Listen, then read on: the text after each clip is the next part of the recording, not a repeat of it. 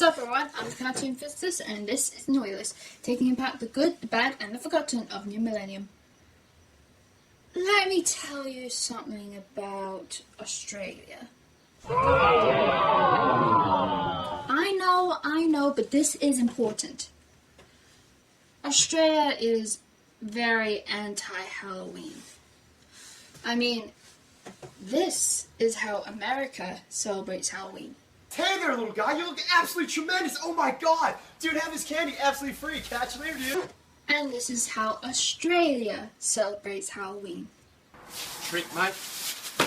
Yeah, fuck off. The reasons why go way back in Victorian England. But we're not going to worry about those reasons, since the current reasons are why Australia keeps being anti-Halloween. There have been debates in newspapers about Australia's refusal to celebrate Halloween for years, and the against side had a lot of ridiculous reasons for not celebrating Halloween. Like, it encourages devil worshipping. That's way too much sugar. It's the perfect opportunity for pedophiles to lure kids in. Okay, they do have a point with that one. But even then, grown-ups could easily go with their kids on Halloween to protect them from pedophiles. But there is a much bigger reason to them why so many Australian adults see Halloween as socially unacceptable. They think Halloween is an example of American cultural imperialism, that it will suddenly turn Australia into Uncle Sam's holiday home, that it's weird to celebrate a holiday intended for autumn and not spring, that it's not Australia's holiday. You know what I've also described? Christmas! Christmas is an international holiday, but it has been heavily influenced by American consumerism. Because Earth is tilted, we Australians celebrate wintry Christmas in the summer. And like I said, Christmas is an international holiday. It never started in Australia. Halloween isn't just an exclusively American holiday like Thanksgiving or the 4th of July. Halloween supposedly originated in either England or Ireland, wherever the Celtics were most prosperous. Yes, America influenced it, but a lot of countries celebrate it in unique ways. And yes, Christmas is a big thing because of religious reasons, but can we please have one holiday where we don't have to have religion shoved down our throats? A holiday where kids can just dress up, eat lollies, and have fun? Okay, I have to admit, it's not like Australia has banned Halloween. A lot of young adults here do celebrate Halloween by going to clubs and costumes and setting up haunted houses. In fact, a friend of mine and I are going to a horror double feature screening on Halloween. Because they don't have to worry about parents telling them no. But the crux of Halloween, trick-or-treating, might as well not exist. Because parents believe in that whole Halloween is the final nail in the coffin of Australia's culture bullshit. And even if some open-minded parents do let their kids go trick-or-treating, it's bloody pointless because that group of kids will be lucky to find one house decorated for Halloween in an entire neighborhood. Yeah, that's how little of a crap Australia gives about Halloween. But I do think there is a silver lining. Some of those open-minded young adults celebrating Halloween may grow up to become open-minded parents who will let their kids go trick-or-treating.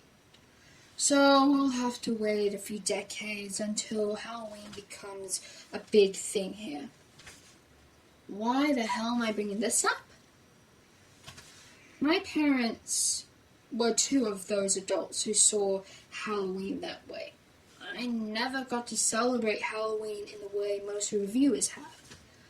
I never got to go trick-or-treating. I tried to encourage trick-or-treating by putting up a little papery decoration. I only got to give lollies to 2 groups of trick-or-treaters, each in a different year. I stopped doing that because my second house had a large brick fence, and this house is on top of 2 hills. The only way I was able to celebrate Halloween as happily as I could was by watching marathons of different Halloween-type stuff, like horror films, Goosebumps episodes, Treehouse of Horror specials, and so on. And that's what we're doing. Every October, we're going to celebrate Halloween by looking at horror films from the 2000s that revolve around a particular theme, franchise, genre, etc. For my first series of Halloween reviews, I figured I would focus on a special genre, I guess you could call it, that I absolutely love and has influenced my own attempts at writing. We're going to look at the film adaptations of the works of H.P. Lovecraft. I'm sorry, but didn't that Canadian fellow who reanimated me do something rather similar? Yeah, well, this is different. I'm only going to look at the film adaptations, not movies that were simply inspired by elements or parts of the stories. Plus, I'm only going to look at the film adaptations made in the 2000s, which there are so few of anyway. Now, if you'll excuse me, I have to review Dagon.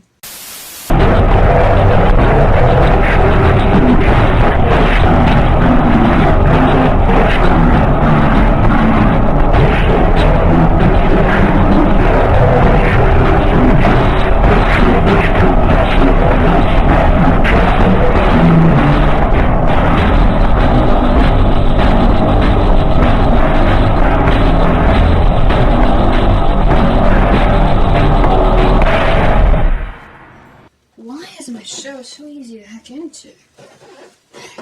Anyway, yes, we're going to look at the film adaptation of Dagon, a short story about a castaway who is driven to suicide when he caught a mere glimpse of the amphibious great old one known as Dagon. The film itself was released in 2001 and directed by Stuart Gordon, who is known for directing Lovecraft adaptations.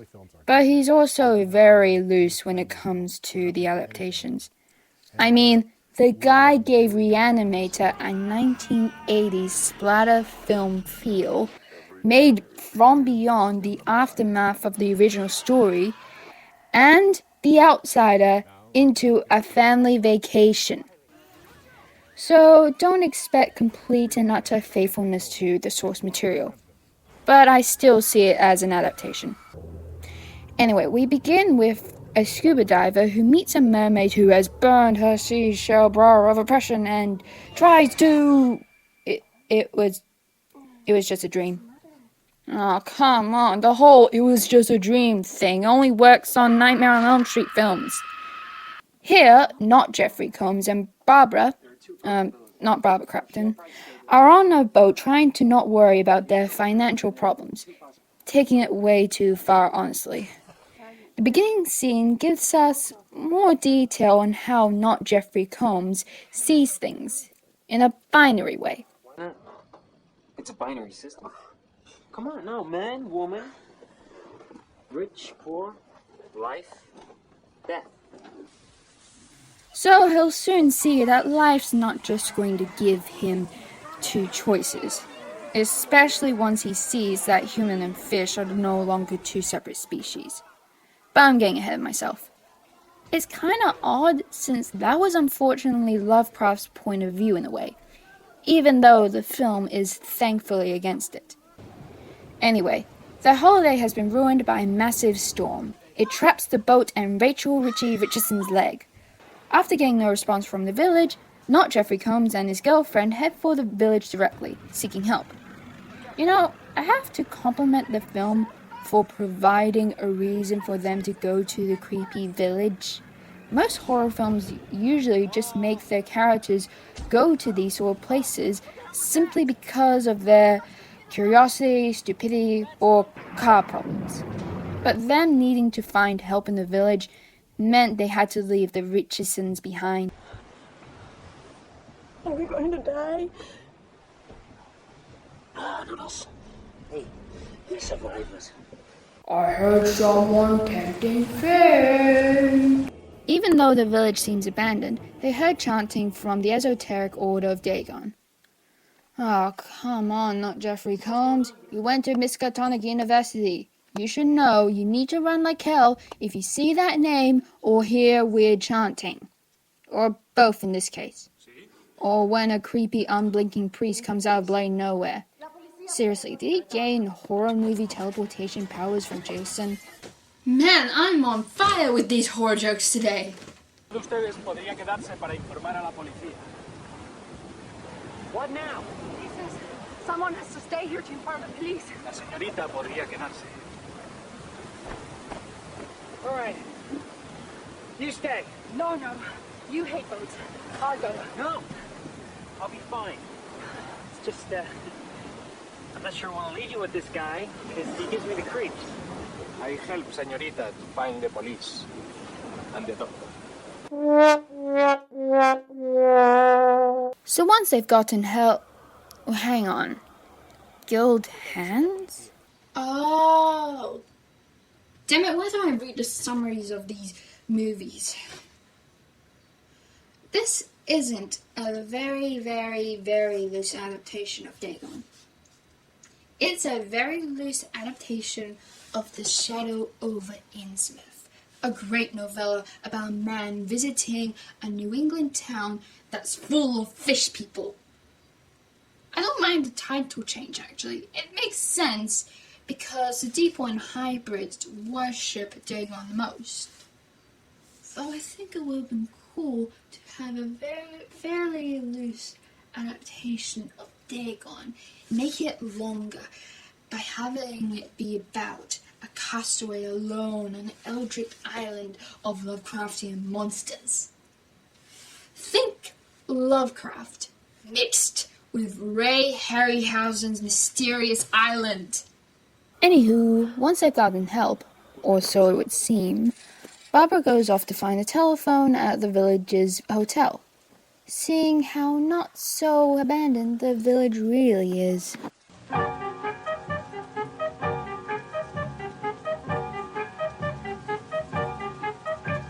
But just when she finally gets close to the phone, she gets captured by the townspeople with tentacle hands? Nah, it's probably just a design error or something. Meanwhile, not Jeffrey Combs reaches the boat only to find the Richardsons gone, possibly dead. Remember, this is a Lovecraft story. Death would seem like a nice holiday compared to everything else that could happen to you in his stories. Not Jeffrey Combs tries to find his girlfriend instead, but the unblinking hotel manager doesn't help one bit, and he just ends up getting a room. Now that's a sound strategy to get customers to stay at your hotel. Just stare at them in silence until they're so uncomfortable they'll feel compelled to stay.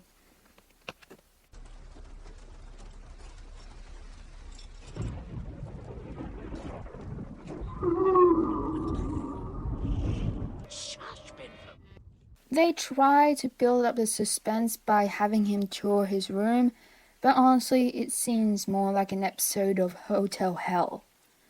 But then...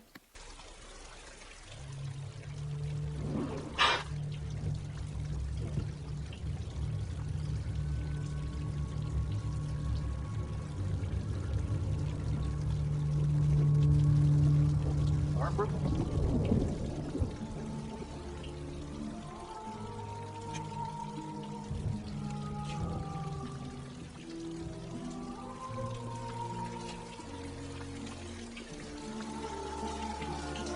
I'm so glad you're back.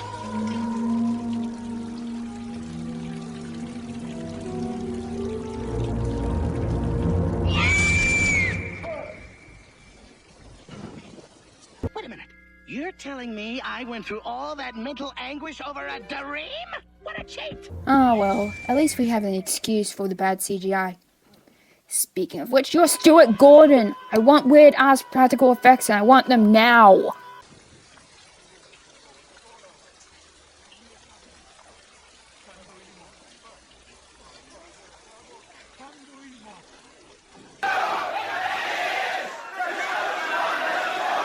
Nah, just kidding. They've come to skin him alive. After running away from the Deep One hybrids, not Jeffrey comes across the movie's version of Zadok Allen, the only human left in the village, and a drunk. He tells Not Jeffrey Combs the story of how how Imbolca came to worship Dagon. Son of fisherman.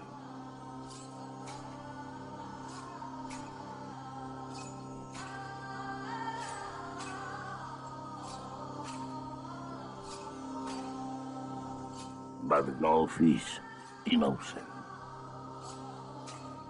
So we pray.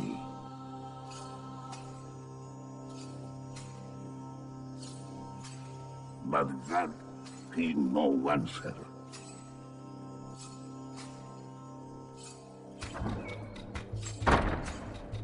Then come Habitat Kampar.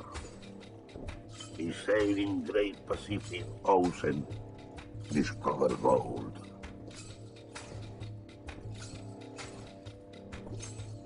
He say, people fools, pray to God, who no answer prayer.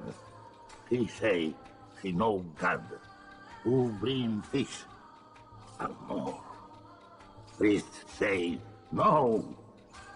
But Capitan say, he bring great God, Dagon, to Imboca.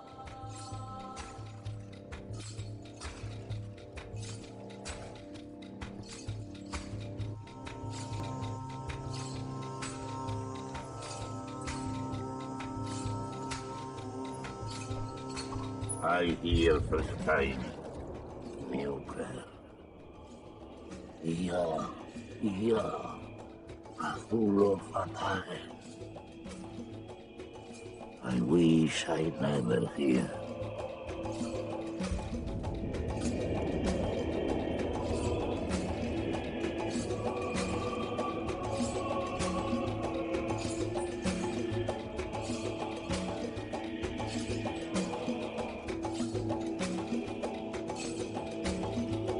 I wish I never see.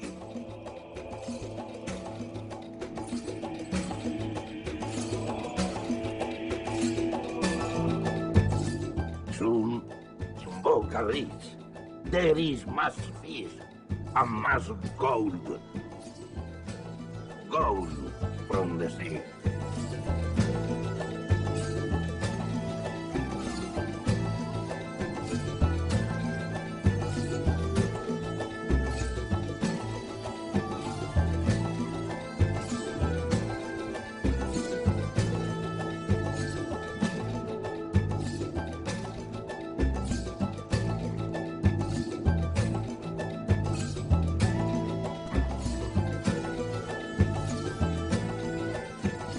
People go against God. No worship pistol.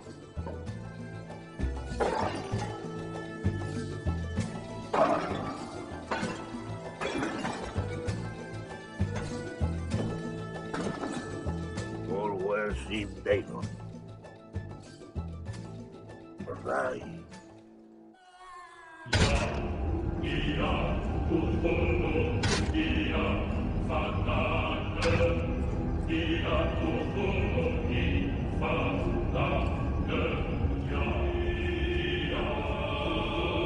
All in Boca prayed to Dagon.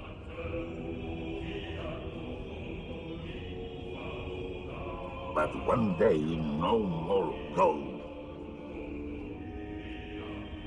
Dagon one sacrifice.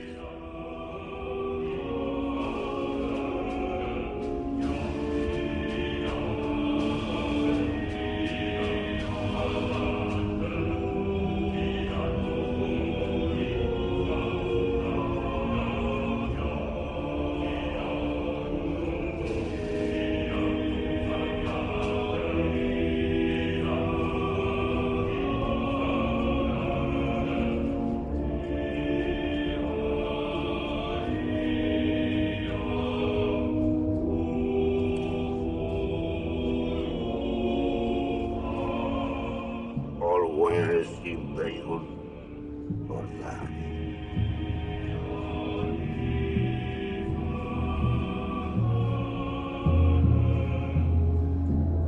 Okay, I have at least 2 problems with this origin story. 1. Since when did praying to the gods work? It makes sense in the original novella because it was the Deep Ones who were bringing the townspeople the gold in exchange for human sacrifices, not Dagon himself. Dagon, the other Great Old Ones, and the Outer Gods don't give a damn about our little petty problems and desires. Praying to them is pretty much the same as an ant trying to make noises at you. What's that? You never heard the sounds of an ant before? Exactly. Well, there are incantations, but they're less like prayers and more like knocks on the god's door. The only outer god who does interact with humans about these sort of things is Nyarlathotep. But he doesn't answer prayers. He serves his cults in order to achieve his goals. Having the villagers pray to Dagon with the prayers actually working undermines the whole point of these gods whenever Lovecraft writes about them. They show how insignificant we are in the universe by not noticing us rather than give us all of the attention like the gods from different mythologies and religions. 2. That chant has nothing to do with Dagon. It's a chant dedicated to Cthulhu. It's Aklo for "In his house at Relay, dead Cthulhu waits dreaming." Yes, the Deep One hybrids do worship Cthulhu, but not as much as Dagon. They just accept him as being part of the pantheon. Look, I'm not expecting accuracy out of a Stuart Gordon movie. I just don't want Cthulhu's popularity to dictate the script. Moving on, not Jeffrey Combs doesn't believe him, even though all of the evidence has been gift-wrapped to him. Never mind. Not Jeffrey Combs tries to get to the only car in the village that belongs to the leader of the order, only to run into his dream girl. She beckons him. He's pretty much like, "Why not? My girlfriend's dead now." However,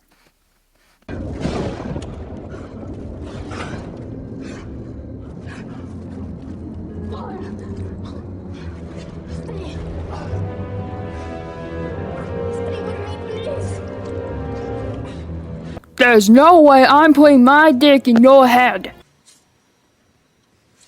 No, really, an octopus's vagina is actually a mantle cavity located somewhere in the head area, like the side, I think.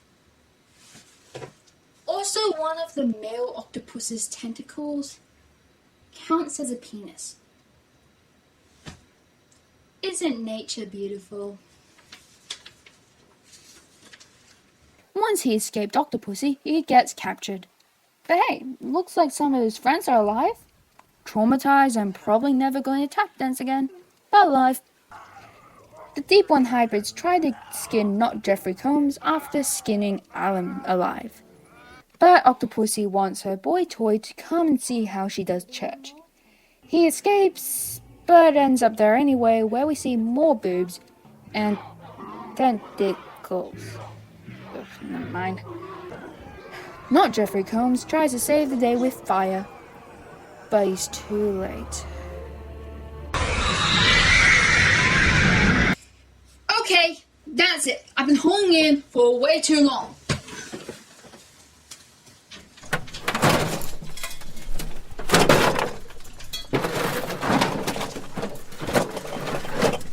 Hestia, where's the shining tetrahedron? Next to Pandora's box. Where the hell is Pandora's box then? On top of the bookcase with all the tomes and grimoires. Thank you.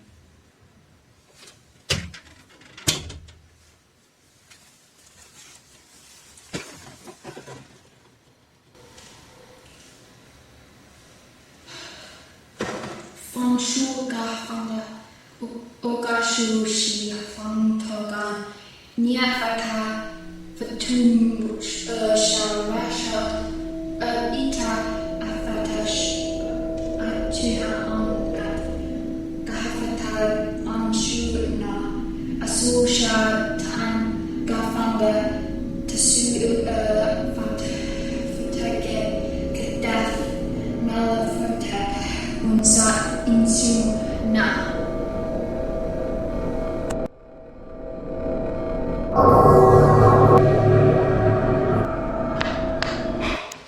Yeah, I'm thinking of cutting Smoke altogether. It reminds me a bit too much of a Las Vegas magic show. I say keep it. It's certainly more dignified than just poofing in. Why did you call me in today? Told chaos. Misery listed. Still all stand out? To rent. Hello? Internet, meet Nal left the tip. Nally, meet the internet. Well, it's all still useless.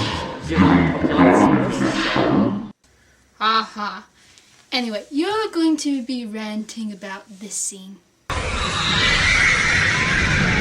while I go to the other room to bang my head on the wall repeatedly.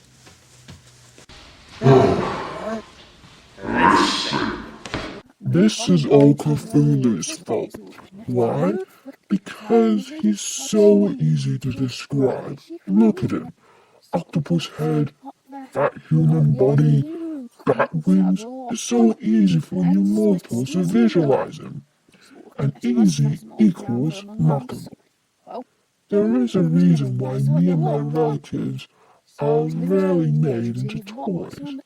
I have too many complex forms for you to count. The Octopath is a bunch of flashing bubbles. My idiot father is as big as the star and impossible to describe in any of your languages. Shub-Niggurath is part goat, part every damn unusual thing you could think of. Dagon is, well, let's face it, he's a giant fish with legs. He is easy enough to describe to be marketable, but not interesting enough. Because Cthulhu's appearance is so simple and interesting, it's so easy to create so many stuffed toy Cthulhus and make him an instant celebrity in pop culture and on the internet. I'm fairly certain my biographer would disapprove of how your society has turned an imposing embodiment of your planet's end into a cutesy mascot. And what does that lead to? People in general associating everything, for lack of a more accurate term, the obsophory with Cthulhu and tentacles. Therefore, tentacles have apparently become the most obvious trait given to us. Not all of us have tentacles. Well, a small number of my forms have some tentacles. But my point still stands. Not all of us, including Dagon, have octopus tentacles. And we would appreciate it if you stopped giving us Cthulhu's tentacles just because he's more popular. So that's future beauty Dagon finally gets his own joke, but first, here's the gentleman dressed up like Cthulhu with his tentacles because apparently that's what the ladies want. But you know what? Cthulhu doesn't even do anything. He doesn't save the world, he doesn't follow around an anthropomorphic raccoon, he doesn't do anything. He's the one that everyone wants. Well, he kinda has been busy lately with his Q&A web show and, well, running a weird library and is the co-host of a few other web shows, at least I think that's him, and has attempted to destroy Chicago, well, before turning into a shitty video game character while still sleeping. Well, you see, his only present, whatever it is, There's a multitude of excuses for everything. But anyway, I agree with you what you're saying about tentacles and Cthulhu. However, that's not my main problem with the tentacles in the movie alone. I don't have a problem with how inaccurate the film is. After all, the Deep One hybrids are pretty damn accurate. For the most part. I just can't stand the lack of creativity. I mean, really? Tentacles? Didn't I just say in my last review about how slapping tentacles on something and calling it Lovecraftian is the same as slapping gears on something and calling it steampunk? It's lazy and amateurish, unless you're doing it for a comedy or a cartoon. It takes more than just tentacles to be Lovecraftian, like a great understanding of his themes and how they connect to the gods. What's even worse is that this is Stuart Gordon, for crying out loud. With his past Lovecraft adaptation, he did this. Let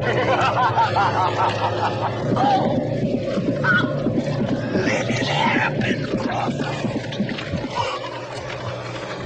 The Deep One hybrids and Dagon don't have to be accurate, but he could have been more creative. The ocean is a massive, scary place with lots of scary creatures he could have been inspired by. And yet he decided to take inspiration from an ordinary octopus just because Cthulhu. I honestly expected more out of Stuart Gordon. I'm just disappointed he went with the most obvious design you could give a Lovecraftian creature. You know, I have my own message for Mr. Gordon. Where's my movie? Seriously, Nolly? Yes! I mean, sure, we don't have accurate films, but they're damn entertaining, and who wouldn't want to see Billy Zane as Moth? You know, I would actually go see that. Of course! Especially as the only other mainstream media implies reviews. Some quirky, animated 12-year-old something high school girl. I know, all with tentacles inside them houses. Fair enough. Now get out. What? Go. Leave. Up and at 'em. Well, next time you decide to run me now, I might be here something more significant, like chaos or disarray, or to take the damn lost donuts. Yeah, go and bother Link Caro or something. Oh, and by the way, that black stuff, that's Dagon's cum. Yeah. Most of the Lovecraftian gods didn't really care about sex, especially sex with humans. So Dagon wouldn't really care about doing it with any of the girls forced upon him. However, this doesn't really bother me, because I really did expect this from Stuart Gordon. He has the tendency to include sex somehow in his adaptations. Anyway, the leader tries to kill not Jeffrey Combs, until Octopussy explains to her father that not Jeffrey Combs is his son.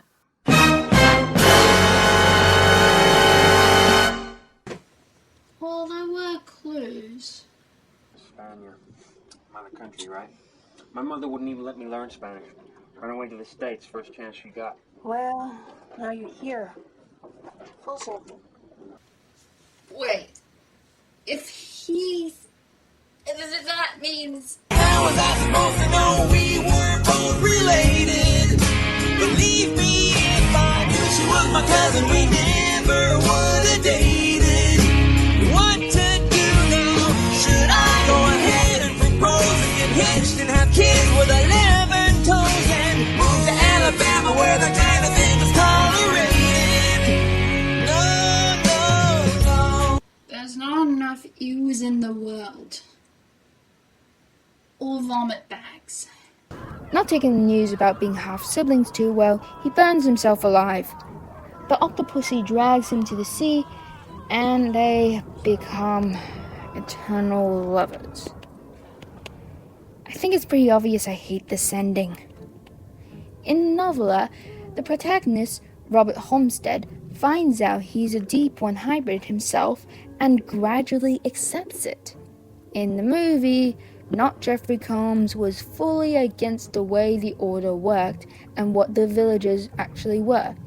He even lit himself on fire when the twist was revealed.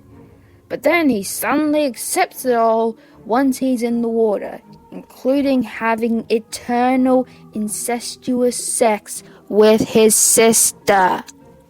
Just no. That's what happens when you try to be loose and faithful with the source material at the same time. You get a monstrous hybrid. I'm giving this film a C-. I don't hate it. It's just not my favorite Stuart Gordon film. I just wanted to fast forward to the last scene most of the time. It's not as entertaining as Stuart Gordon's other movies. And as a horror film, it's not really scary. The CGI doesn't really help with that. But as a Lovecraft adaptation, it definitely came close. Gordon just took the synopsis of the novella and filled in his own details. The production design's amazing, so the movie is worth watching just to see a live-action Innsmouth. But some liberties just didn't work. Some people might be able to get used to the tentacles. However, I'm sure a lot of people might hate the ending. If you're a Lovecraft completionist, you might want to check it out. I simply don't see it as one of the essentials. Tune in next time when we'll look at a Lovecraft adaptation that doesn't try to ignore his intentions.